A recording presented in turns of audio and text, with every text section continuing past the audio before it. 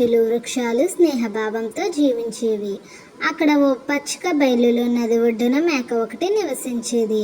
ఆ మేక చాలా మంచిదైన సహాయ స్వభావంతో ఉండే జంతువు.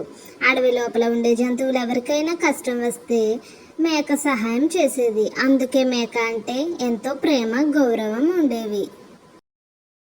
ఒకరోజు మేక నది దగ్గర గడ్డి మేస్తూ ఉండగా ఒక తేలు నెమ్మదిగా తలదాచుకుని ఆగింది. తేలు చాలా తెలివైనది, కపటమైనది కూడా. తేలు నది దాటి ఆ వైపు అడవిలోకి వెళ్ళాలని అనుకుంది, కానీ తాను ఈత రాదు. అందుకే తన అప్రతిభతో కాకుండా కపటంతో దారి ఎలాగైనా తెచ్చుకోవాలని తలుచుకుంది. తేలు మేకను చూసి ఇలా అన్నది, అక్క, నిన్ను చూస్తే నాకు ఎంతో ధైర్యం కలుగుతుంది. నాకు చిన్న సహాయం చేస్తావా? మేక ఆశ్చర్యంగా తేలు వైపు చూసి, ఏం కావాలి తేలు అన్నది.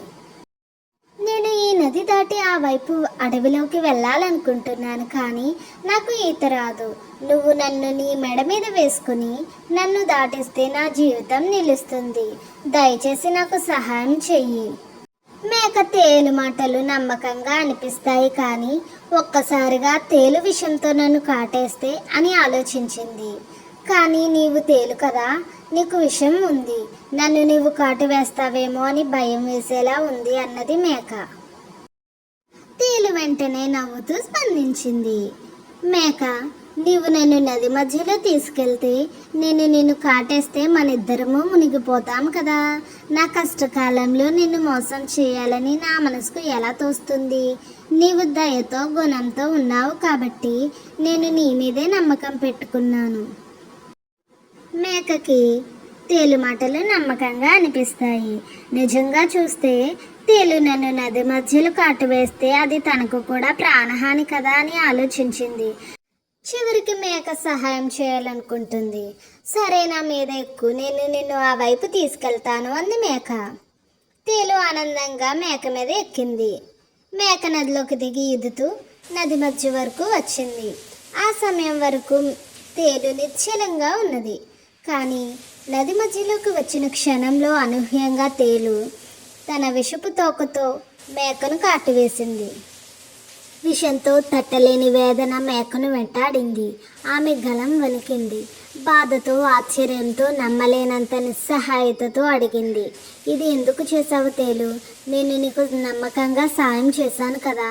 నీవు నన్ను కాటేస్తే మనిద్దరం మరణిస్తాం కదా. తేలు బాధతో నవ్వుతూ ఓ చలిలో ఇలా అన్నది, క్షమించు మేక, నీవు నిజంగా మంచిదానివి. కానీ నేను తేలు, మోసం చేయడము, కాటు వేయడము నా స్వభావంలో భాగం. ఎంత మంచిగా ఎవరు నన్ను నమ్మినా నా స్వభావాన్ని మార్చలేను. అది నా స్వభావం. ఆ మాటలు చెప్పగానే మేక నదిలోకి మునిగిపోయింది. కొద్దిసేపటికి తేలు కూడా నీళ్ళలో మునిగిపోయి అంతమయ్యింది. ఈ సంఘటన చూసిన నది కప్పలు, పక్షులు, ఇతర జంతువులు తీవ్ర బాధతో తలలు వంచాయి. తప్పు స్వభావం గల వారిని ఎంత మంచి చేతలు చేసినా వారు తమ స్వభావాన్ని మర్చిపోరు. మంచి మనసుతో చేసే సహాయం కూడా తప్పుడు వ్యక్తులకు చేయబోతే క్షయమే.